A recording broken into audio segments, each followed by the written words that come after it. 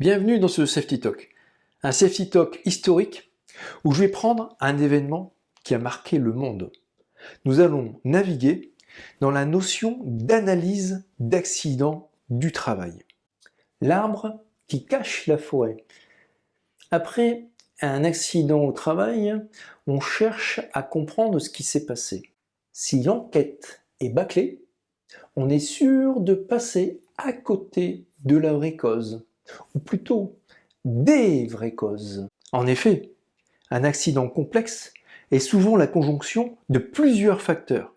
Pour vous en assurer, je vous emmène dans un voyage temporel. Nous allons remonter le temps jusqu'en 1912 pour une croisière qui est entrée dans la légende. Et pourtant, ce n'est pas la croisière s'amuse.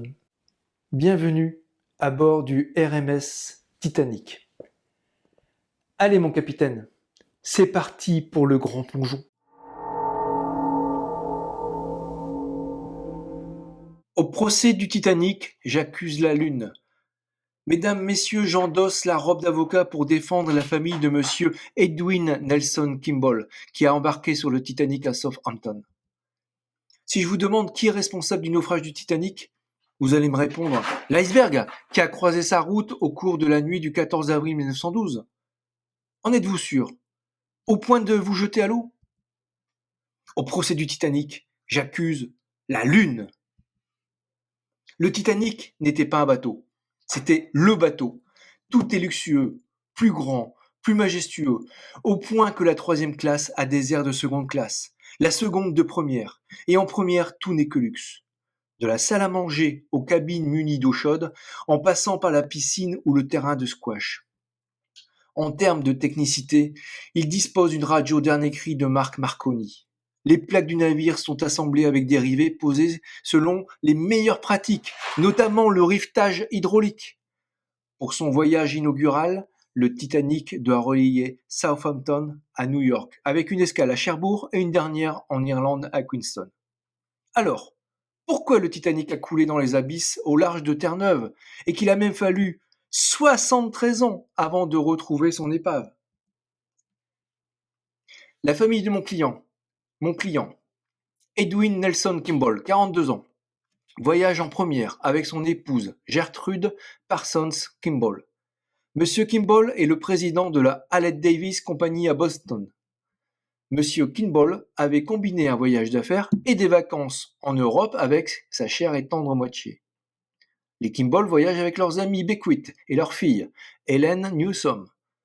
Sally Beckwith a emmené sa fille en Europe pour qu'elle échappe à l'intérêt que lui portait Carl Beer, qui aime beaucoup Hélène.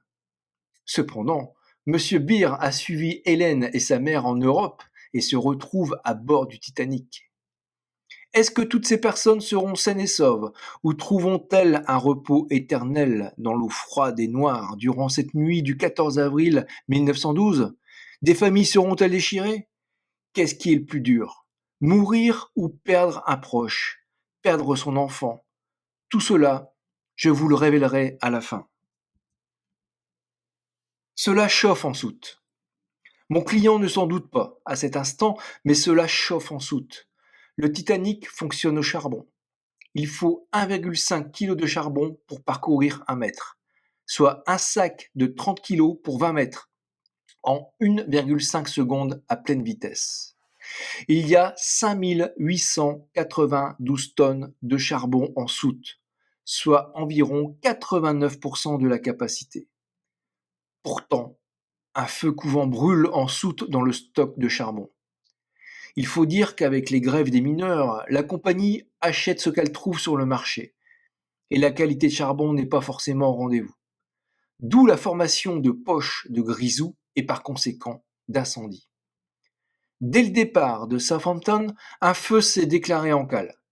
Pour l'éteindre, les hommes se relaient pour vider le stock de charbon afin d'atteindre le foyer et de pouvoir l'éteindre. L'incendie va donc perdurer plusieurs semaines et va chauffer les plaques à 1000 degrés, générant des déformations jusqu'à 75% de sa résistance.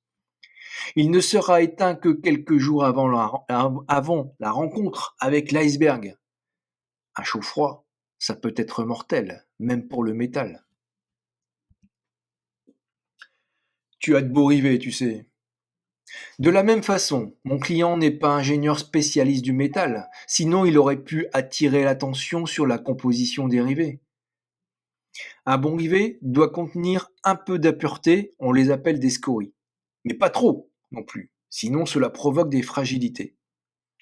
Les scories renforcent le fer forgé et la teneur normale est de 2%.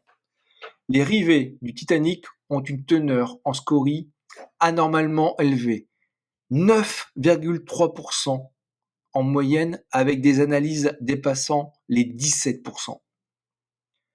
En conclusion, notre beau bateau a des attaches fragiles car les rivets servent à maintenir les plaques ensemble, plaques qui sont elles-mêmes ramollies et déformées par la partie qui va rencontrer l'éperon de glace. La nuit du 14 avril 1912. Le Titanic fend les flots au large de Terre-Neuve à une vitesse de 23 nœuds, soit environ 42 km/h. Cela peut paraître excessif avec le recul, mais c'est la norme. C'est donc la procédure qui est inadaptée. Il y a 2213 passagers à bord. Un tiers seulement survivra. Mais pour l'instant, la météo est bonne, la visibilité est dégagée et la mer est très calme. Le capitaine est confiant et il laisse la barre au premier officier de quart pour aller se coucher. Nul doute que les deux vigies du NITPI sauront détecter la proximité d'un iceberg.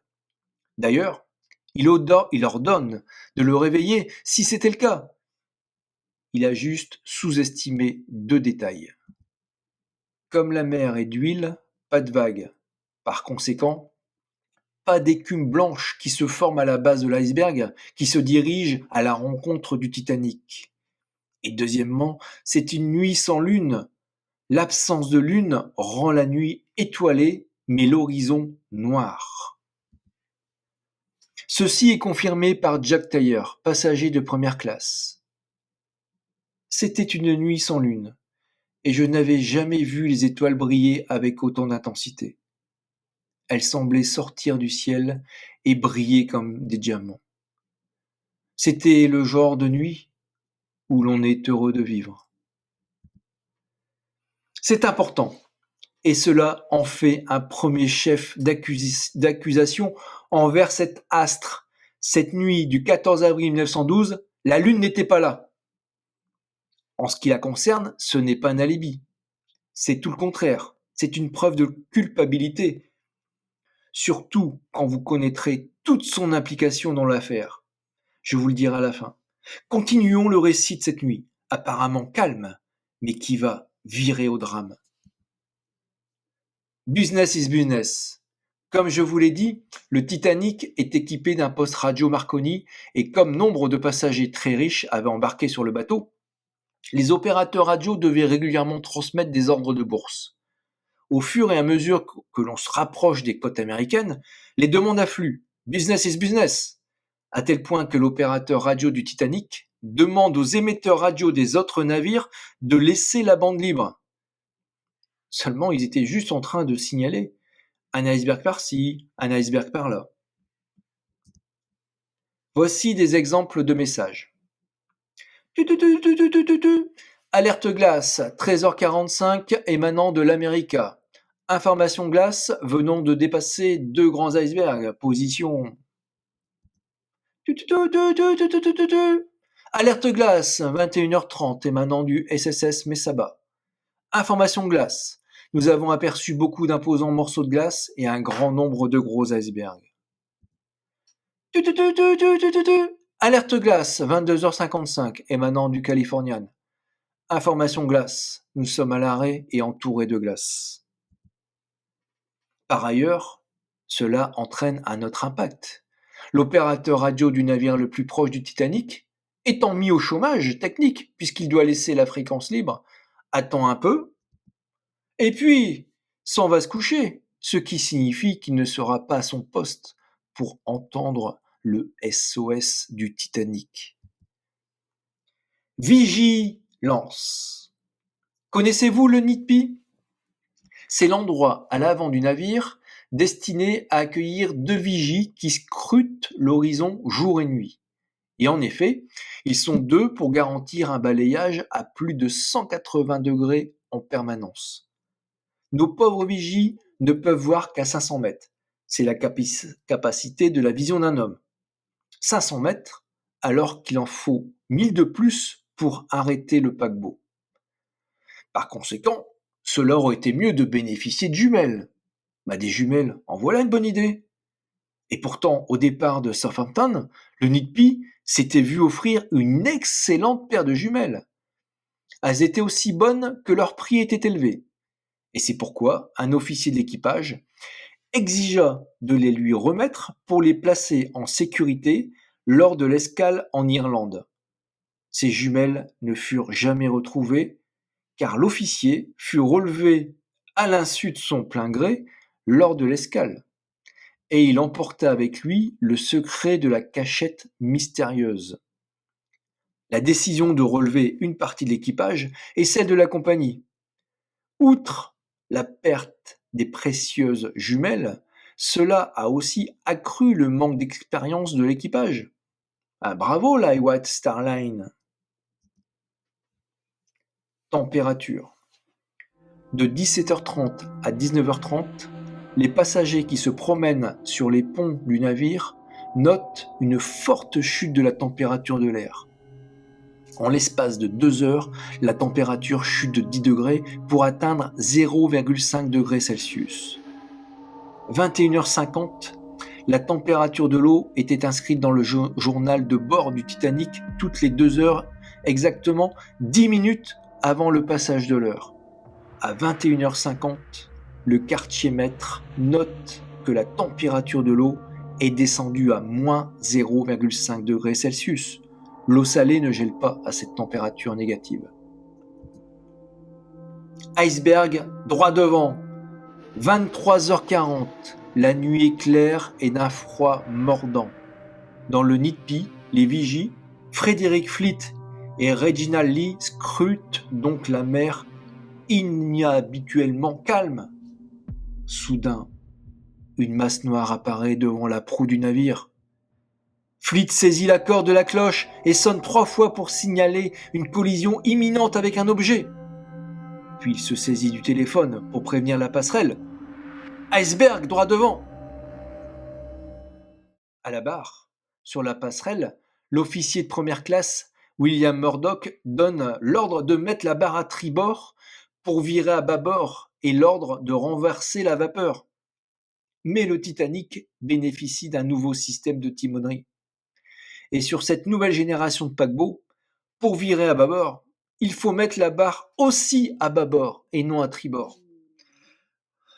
Se rendant compte qu'ils font sur l'iceberg, il ordonne l'ordre contraire et l'arrêt des machines. Par conséquent, cette confusion a fait perdre de précieuses secondes. De plus, le gouvernail est trop court par rapport à la hauteur du Titanic, ce qui réduit le rayon de braquage du monstre des mers. Et pour finir, il n'y a pas de frein hélice, ce qui accentue l'inertie de l'arrêt total du bateau. Après d'interminables secondes, la proue commence à se balancer. Le Titanic évite la grosse masse de l'iceberg, mais sous la surface de l'eau, il heurte un éperon sous-marin qui ouvre 6 petites brèches sur 300 pieds dans la coque du navire, ouvrant 5 compartiments étanches qui laissent entrer l'eau. L'arrêt des moteurs. Alors que les passagers se sont habitués au bruit de fond des vibrations du navire qui durent depuis plusieurs jours, l'arrêt des moteurs met en alerte tout le monde. Lawrence Bisley, passager de 2e classe, dit « À travers les hublots, nous voyons la glace frotter contre les flancs du navire. » George A. Harder, passager de 1re classe. Juste un coup sourd. Harold de Bride, opérateur radio Marconi. Je n'ai même pas ressenti le choc. Il n'y a pas eu la moindre secousse. William Beauchamp, pompier de service. Le choc a été très fort, un peu comme le tonnerre. le roulement du tonnerre. Violette Jessop, hôtesse. Crash! Puis un bruit sourd de déchirement, de craquement, d'arrachement, tandis que le Titanic trembla légèrement et que ses moteurs s'arrêtèrent en douceur. 23h50. L'architecte du Titanic, Thomas Andrews Jr., inspecte les dégâts et fait son triste rapport au capitaine Smith, qui est déjà sur le pont quelques secondes après la collision. Le navire peut flotter avec 2 compartiments étanches inondés. Il peut survivre à la perte des 4 premiers. Mais les dégâts sur le navire sont tels que le naufrage est une certitude mathématique. Désormais, le Titanic est condamné. Ordre d'évacuation. 15 avril 1912, il est minuit 5. Le capitaine ordonne de décapoter les canots de sauvetage et de se préparer à l'évacuation des passagers. SOS, minuit 15. Le Titanic commence à émettre des appels de détresse qui sont entendus par le SS La Provence, le SS Mountain Temple et au Canada. Minuit 25. Le RMS Carpathia reçoit le SOS. Immédiatement, le capitaine Rostron ordonne de se tenir prêt à accueillir les survivants. Il dévie la route du Carpathia vers le nord pour se porter au secours des naufragés du Titanic. Minuit 40. Le premier canot de sauvetage est mis à l'eau. Il n'est pas rempli. Au froid extérieur et à la température négative de l'eau glacée, les passagers préfèrent le chaud des salons du Titanic, sans compter qu'il faut une dose de courage pour embarquer dans une coque instable suspendue à des filins, alors que pour l'instant, le Titanic flotte encore. D'ailleurs, n'est-il pas insubmersible ce rafio? C'est bien ce qu'a écrit la presse. C'est juste, mais ses concepteurs n'ont jamais affirmé ni confirmé cela. Le sentiment d'urgence est minimisé par l'équipage, qui prétend effectuer un exercice tandis que l'orchestre joue des musiques entraînantes. Les 7 premiers canots de sauvetage à avoir été mis à l'eau ne contiennent que 160 personnes sur un total possible de 430. Minuit 45, le Titanic lance la première fusée de détresse. L'évacuation en canot continue. Les premiers canots partent donc presque vides et par la suite, aucun n'est rempli complètement, à l'exception de 2 canots. Le capitaine a donné ses ordres. Les femmes et les enfants d'abord. Cet ordre a été compris de 2 façons différentes. Si vous êtes un homme, il faut mieux se trouver à tribord, où l'officier complète les places vides avec les hommes, tandis qu'à bâbord, l'officier est intransigeant. Seules les femmes et enfants embarquent. 1h10. À cause de cette bêtise, des ladies comme Miss Tross refuseront d'abandonner leur mari et périront. Pour le meilleur et le pire, comme on dit. Voici les paroles de Charlotte Collier, passagère de 2e classe. Les femmes et les enfants d'abord, criait une voix, et elle a répété ces dernières paroles, encore et encore. Ces mots furent synonymes de ma propre sécurité, mais aussi de la plus grande perte que j'ai subie, la perte de mon mari. 1h20. Benjamin Guggenheim, passager de 1re classe, et son valet, font leur apparition en tenue de soirée sur le pont. Nous sommes habillés très chic et nous sommes prêts à mourir dans le naufrage comme des gentlemen. Do you speak English? D'autres n'ont pas réussi à rejoindre les ponts extérieurs. Il s'agit de passagers de 3e classe qui ne maîtrisent pas l'anglais et se perdent dans les dédales du navire car ils ne savent pas lire les consignes d'évacuation ni se repérer. En plus, on ne leur facilite pas la tâche puisqu'ils vont trouver des grilles fermées à clé derrière lesquelles ils vont mourir. Ces grilles séparaient des autres classes car elles étaient nécessaires pour garantir aux passagers de 1re et 2e classe à ne pas avoir à subir la période de quarantaine à l'arrivée à New York. Combien de cadeaux? Il y a 2213 passagers à bord du Titanic et 20 canots de sauvetage, équivalent à 1178 places. Il en aurait fallu 32 canots. 1h50. Le dernier canot de sauvetage en dur est mis à la mer, ce qui permettra de sauver au total 712 personnes. Si vous avez bien compté, environ 500 personnes supplémentaires auraient dû être sauvées. Pour les raisons que nous avons vues avant, que le remplissage des canots ne fut pas optimal, vous avez aussi noté que le nombre de places dans les canots de sauvetage était inférieur au nombre de passagers. Pourquoi? Est-ce une faute? Non. Ceci est en conformité avec les règles de navigation de l'époque, qui en demandaient un minimum de 1060.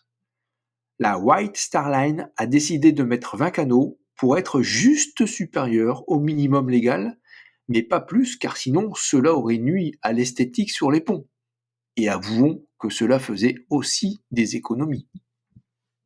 2h10, le dernier message de détresse du Titanic s'interrompt subitement et définitivement.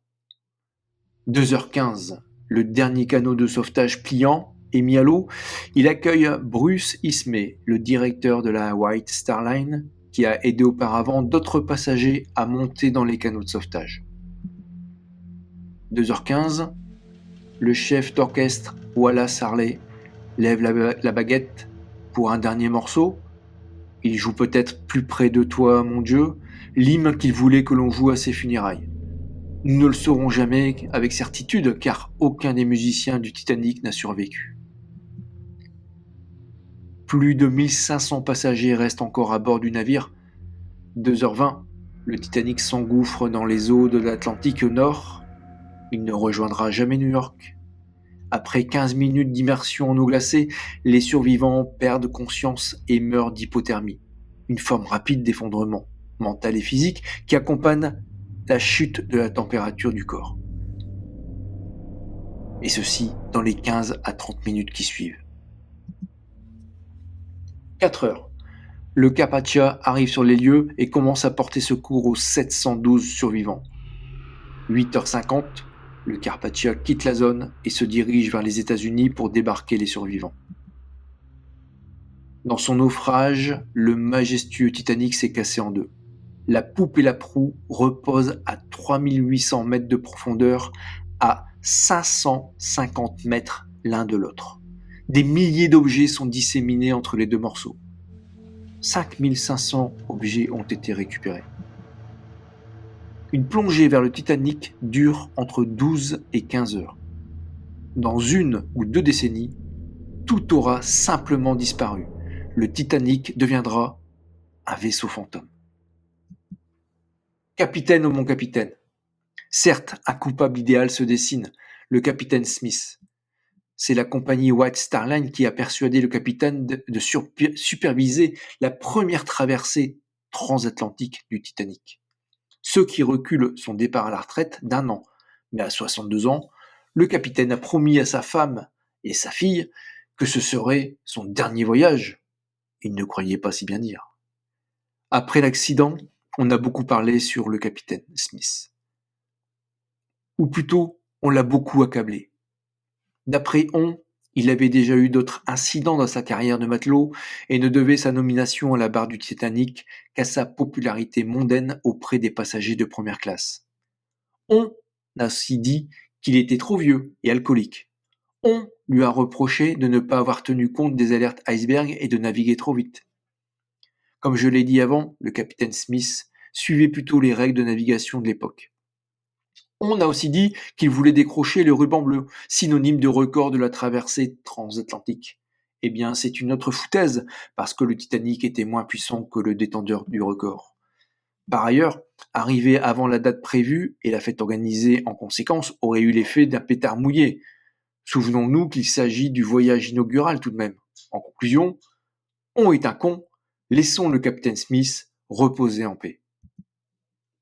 Au procès du Titanic, j'accuse? Non, pour trouver le vrai coupable, il faut plutôt lever la tête vers le ciel. Au procès du Titanic, j'accuse la Lune. Rappelez-vous qu'elle ne nous a pas aidés à voir l'iceberg la nuit du 14 avril. C'était la deuxième étape de son plan. La première étape a eu lieu plusieurs mois auparavant. Côté douceur, l'année 1912 apparaît bel et bien comme une année exceptionnelle. Quand l'hiver est doux, il y a beaucoup de morceaux de glace qui se détachent de la banquise. Mais les icebergs restent bloqués dans les eaux peu profondes entre Terre-Neuve et le Labrador. S'il n'y a pas d'iceberg dans l'histoire, le Titanic vogue vers New York sans problème. La Lune n'a pas donc d'autre choix que de forcer le destin. Pour débloquer l'iceberg fatal et le lancer sur la trajectoire du Titanic, il faut qu'il y ait de fortes marées. C'est le cas cette année-là, puisque la distance entre la Lune et la Terre est exceptionnellement faible, ce qui crée ces phénomènes. La Lune attire les masses d'eau et donc les gros glaçons qui flottent. Le crime est parfait. Pour quel mobile la Lune a-t-elle agi ainsi? J'ai une hypothèse. Je suppute que la Lune ne craigne que l'étoile de la White Star Line ne lui fasse de l'ombre. Avec un tel étalage de luxe, la White Star Line s'apprêtait à décrocher la Lune. Et ceci, elle ne l'a pas supporté. La jalousie, certainement, mesdames et messieurs. Conclusion. Quand le sage désigne la Lune, l'idiot regarde le doigt.